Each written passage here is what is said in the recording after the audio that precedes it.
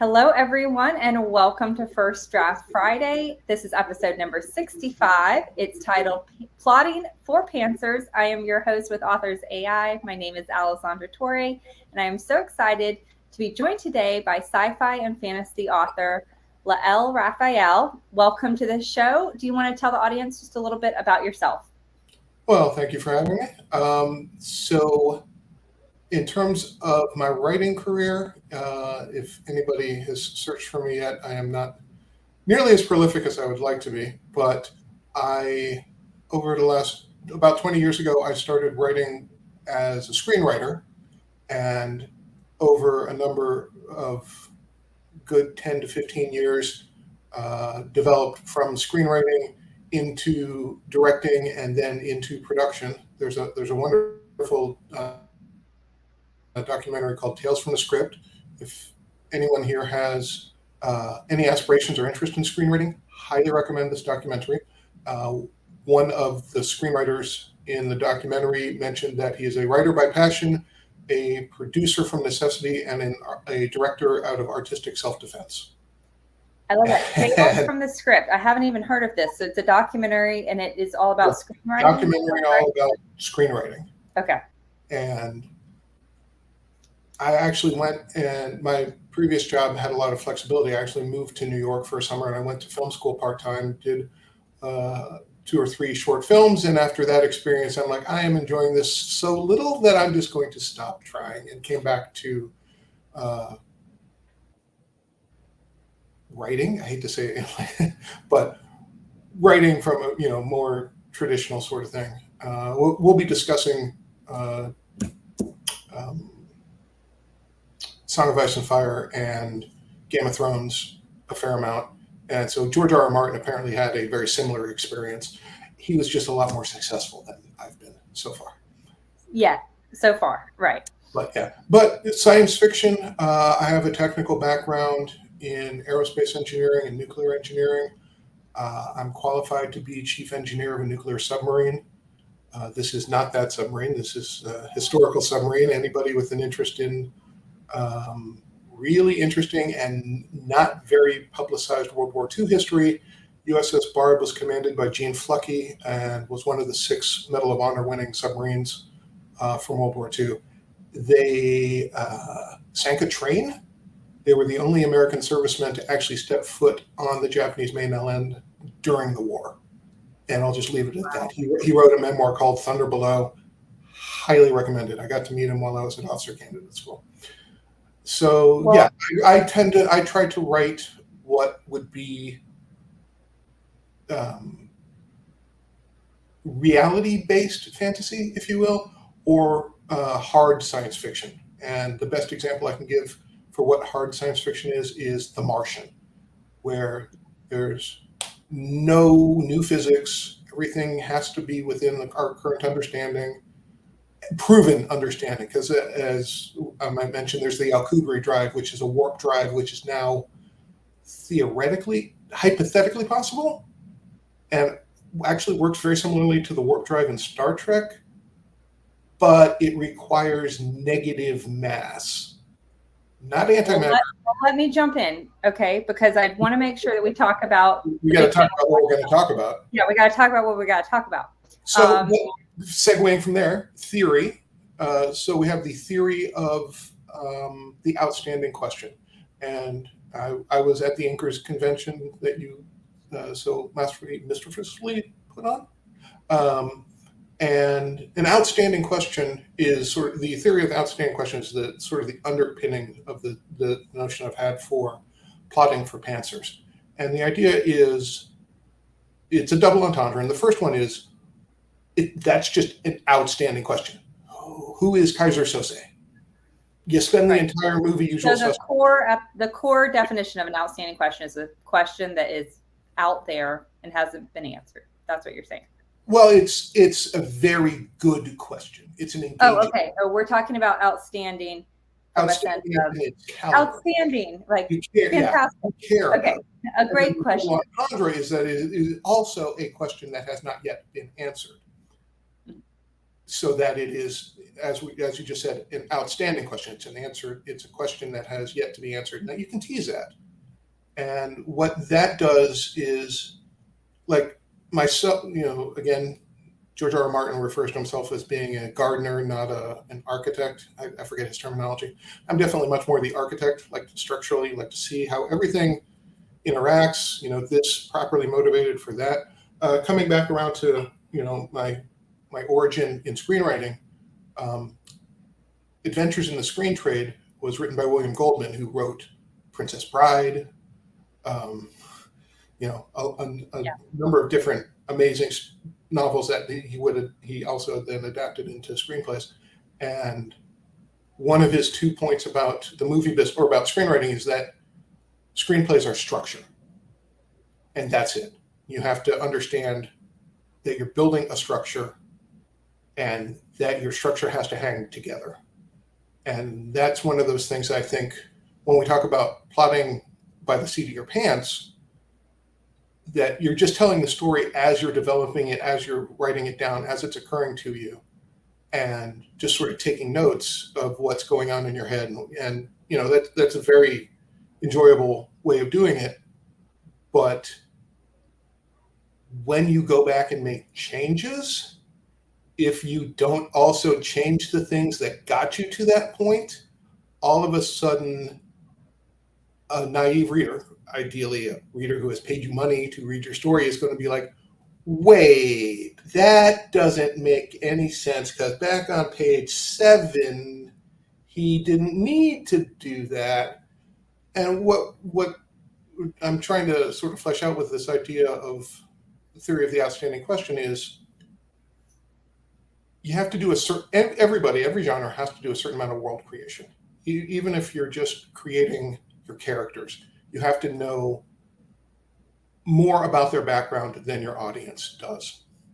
And you have to be able to, what you need to do as somebody who, is a pantser, not a plotter or whatever. Outliner, right. Outliner, yeah, is keep track, have somewhere wherever you have your character bio, keep track of those interesting things in your character's background and things that then what you start to do is you can lay out just sort of this timeline of your story and be like, if you know your story's only going to be one novel, like one of the speakers, she writes the alphabet.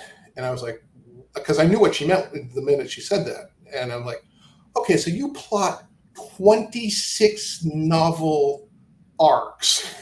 And I'm like, hey, respect. So if knowing your characters and knowing interesting things about your characters that you don't necessarily have to bring up right this second, but you can rely on it downstream, that's another example of an outstanding question. It's like, why, from George Martin, one of the outstanding questions of all of Game of Thrones is, who is Jon Snow's mother? And it's teased at, and apparently if you watch the background around the show, when George Martin interviewed Dave and D.B. Weiss, the guys who went on to be the showrunners, who then did what they did at the end. But he asked them, so who's Jon Snow's mother? And apparently they gave him the correct answer. Although, just for the record, in the books, it's not been called out who Jon Snow's mother is, and it's possible that it is actually Jon Snow is actually Ned Stark's bastard with Ashara Dane. Well, let's wait a minute, because you said some interesting things. So I like the idea a lot, and I am a fellow pantser. So there are probably a lot of us here in the audience today. So I like when it's definitely the funnest way to write. I mean, that's where you get the most enjoyment as a writer, is just letting this thing go in your brain and taking notes and letting it do what it's doing. But as I said, I want to focus on something you said, and that was because a lot of times as pantsers, we're figuring out our characters as we go. Like it would be great, like if we had fully developed characters in our minds and we knew everything about them before we sit down and write. But a lot of times we don't. A lot of times, like our characters are surprising us and they're telling us things as we're creating them on the page.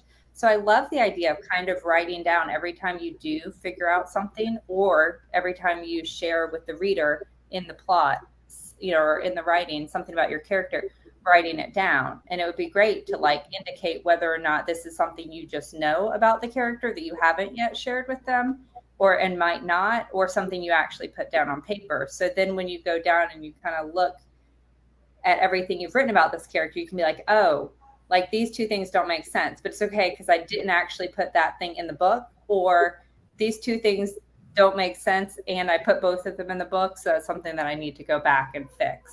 Right. And I would recommend, like, you have the story, but then you also have sort of the support infrastructure for the story as a writer. You have your character files, you have your character description sheets. One of the things from a plotting for pantsers perspective is just to have, and I mean, I love drawing out stuff, so I'll have like really big pieces of paper, like, 8 by 28. I'm the same way, like, yeah.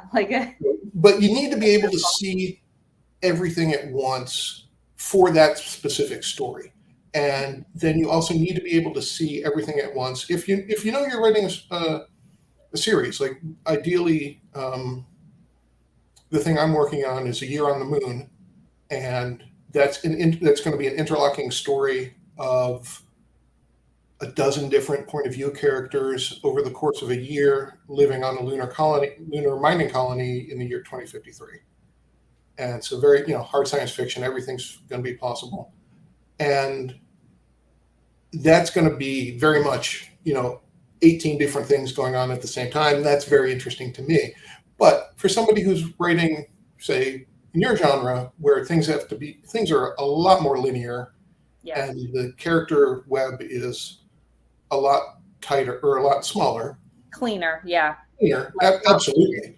Yeah. I mean, again, coming back to George Martin, where he's like, never name the character the same name. He's like, toss that right out the window. Like, don't use characters with the same first letter. Yeah, okay. I'll have 7 different Johns in this story or 18 different Brandons, because apparently there's a Brandon Stark in every generation of that family. So he was definitely tired of the things he was being told to do and not to do. But trying to come back. Let's go back to the outstanding question, because I think we started talking about it, but then we got. Well, let me just finish this really quickly. In that, when you're working on one book, the novel is a good unit. Write out the timeline. Put in, and this will play into what you're bringing us back around to, is keep track of your outstanding questions that you want to use as outstanding questions. And along the timeline, when you start hinting, when you tease something, put that down as a plot point on your timeline of the entire narrative. And then that will be your structural blueprint for the story. You can say, okay, I teased this. Okay, now, and it's just like writing humor. Set up, payoff. And ideally, the answer to your first outstanding question will create an even more outstanding question. And then which comes back around to what's usually referred to as the 3-act structure, where you're like, oh, you get to act 1 and you've learned that, I don't know, abused as a child. And then you're like, buy the family dog. So now you have a really outstanding question. Right, a bunch of more questions. And then you get to the end of Act 2, and the family dog is actually a werewolf. Right. I mean, more questions. It definitely it's holding your attention, right? So quick question about the outstanding question. So it sounds almost like like I already just listening to this feel pressure, like, oh, my outstanding question has to be outstanding, like amazing. But so will a book have lots of like, will a normal novel have 3, 4, 5 outstanding questions, and some of them are small and some of them are big? Some of them get answered quickly and some of them don't? Or are we really talking about like what is the main or a couple of outstanding questions that really defines your whole book? Just to be annoying, the correct answer is of course, Is yes. yes. And in that, you want like plot.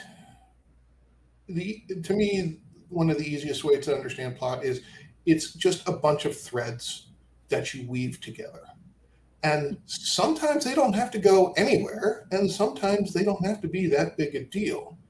And to the extent that you don't engage in red herrings and you don't engage in false setups, where like which is, cliche.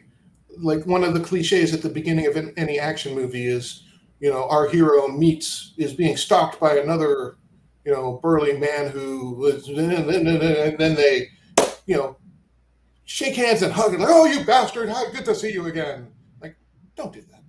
Just Yeah. don't do that. I mean, don't. So as long as it was interesting enough for you to think of it as being an interesting question, it's an interesting question. You're your own first audience, particularly as a pantser. Mhm. So, but again, it's just, again, a mechanism for keeping track of things. And it's also, as you were saying before, it's also a great way for you to keep track of things that are now canon. I mean, to me, I'm not George Lucas. I feel like once it's published, you don't get to go back and screw with it. George, much more successful than I am. He can do what he wants in his sandbox, and he has. But to me, once you've published it, once you've released it to the public, that's canon. And if you painted yourself into a corner, You got to deal with it. you got to deal with it. And the best is, I mean, I've writing screenplays. One of the best feelings has always been when you're not properly motivated on something, and it's. Wait, when you say you mean the character, or you mean like Me you? as the writer. Okay. Where I know that I have a problem in my story, and something isn't like I need, and this is why I think plotting gets a bad.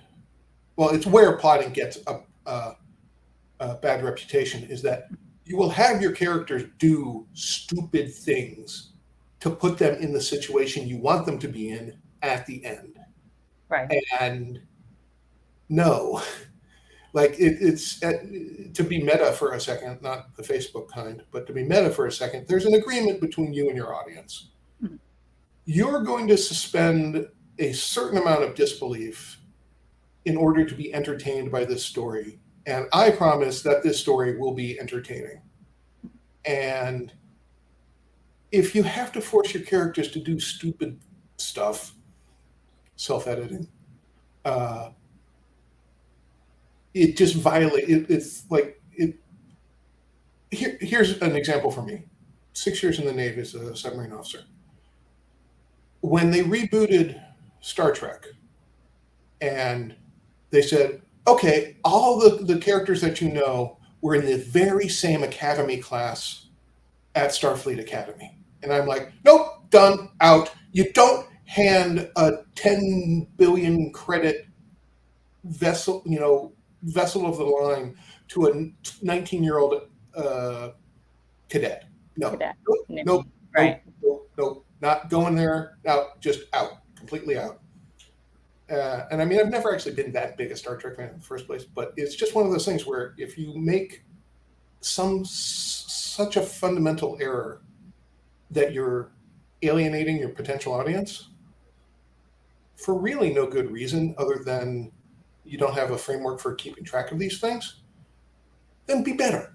And I think this is a very good tool, a very useful tool across genre. But coming back to to romance, there's again the number of characters and the number of different characters and the number of types of characters. Like you have the comedic relief, or you have the best friend. You have I don't know the genre. You don't know that you don't know everything about romance? Well, I mean, I'll definitely be working romance, into A Year on the Moon, but it'll look a little bit different. We'll forgive you for it. This is a great question from Facebook. They asked, do you ever leave an unanswered question for the next book in the series? Absolutely.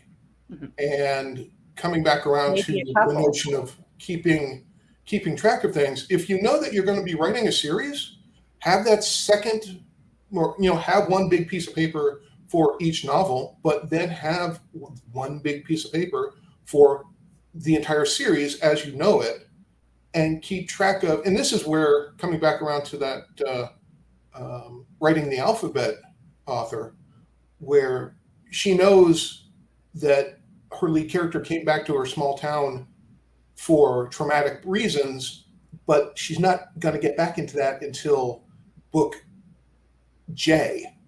Yeah. And it's like, but then because she knows that walking into it, then she gets to spend A through I teasing all these little things where it's like, oh, I'm not going to go through that again. I'm like, what do you mean that again? Oh, no, sorry. Yeah, thank you for coming. It's been a wonderful evening. So, and that, you have to have that separate page of the really big, really outstanding questions, and then keep track on the bigger scale of what things you've teased, what things you've revealed, and how,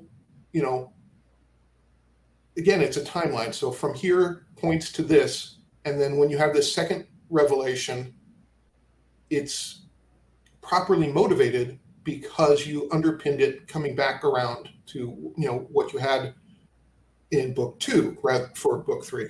And this is something I definitely wanted to talk about, just talking about world building, but in general, in that you have to keep track of what you've done.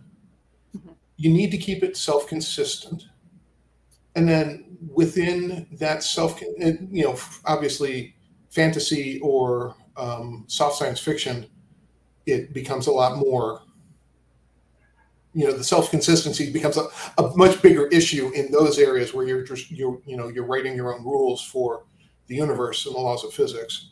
But as long as you keep your characters' motivation and the actions properly motivated within the rules that you've set up.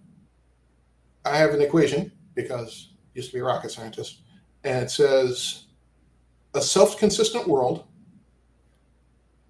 fantasy soft science fiction is definitely the best example of that, plus properly motivated action by your characters equals audience engagement. And it's one of those things where it means, as long as you're telling a self-consistent story where your characters are making decisions that make sense to your audience, they're going to hold, they'll suspend whatever amount of disbelief they need to suspend, and they'll keep reading. And that's the biggest thing. You just got to keep them reading, right? Yeah. If they're not reading, oddly enough, they stop being your audience. And then you don't make lots of money, or little money, or no money. You've lost your audience. So coming back around to make it as a positive statement, have a self-consistent world where your characters make properly motivated actions, and that'll result in an engaged audience. I had it originally as audience satisfaction rather than audience engagement. You don't have to satisfy your audience, like particularly with novels and just I don't want to say literary or literature, but with fiction in general. You can be a Debbie Downer as down as you want to go, because all it is words on a piece of paper. Mm-hmm. And particularly now with self-publishing and publishing on demand, if you only ever print one of them for your bookshelf, hey, you're out $20 or $100, whatever it is. We're not talking about, a screenplay for $100 million. I was going to say summer blockbuster, but I guess a summer blockbuster now is 500 million. Something crazy. Something way outside your control. Yeah. But coming back again, that's a theme within myself. It's coming back around to that. You don't have to satisfy your audience necessarily, but you absolutely have to keep them engaged, particularly in the middle. And middles are really hard. Middles are where you need I think about it a lot of times as like keeping them in suspense, and it doesn't have to be like scary, stab someone in suspense. It's like, oh, they're suspended waiting to find out the answer to this question. And again, this is a technique that helps you know how much how much fish food to sprinkle in the water or what. That's one. That's a good example. Yeah, I like that actually. How much do you need to keep sprinkling? If you haven't teased something in a while and it's a pretty major thing, then that's a beautiful way of keeping track of. This is where you can visually see, if you keep that timeline again, when things slow down. It's because nothing interesting is happening, and nothing interesting is happening because you're not dealing with outstanding questions. So whatever it is that you wrote, that you had to write because you writing a first draft, you just put it all down on the page and then be willing to completely throw it away because you had to write it for yourself and you're your first audience. But the audience you want to keep engaged is the one with the money. Right. So if somebody else tells you this bit of your story was just boring, you acknowledge that, and I near to guarantee, 95% guarantee, is because you're not giving them anything to do with any of the outstanding questions. And I know we're running down on time. If there are any other questions from the audience.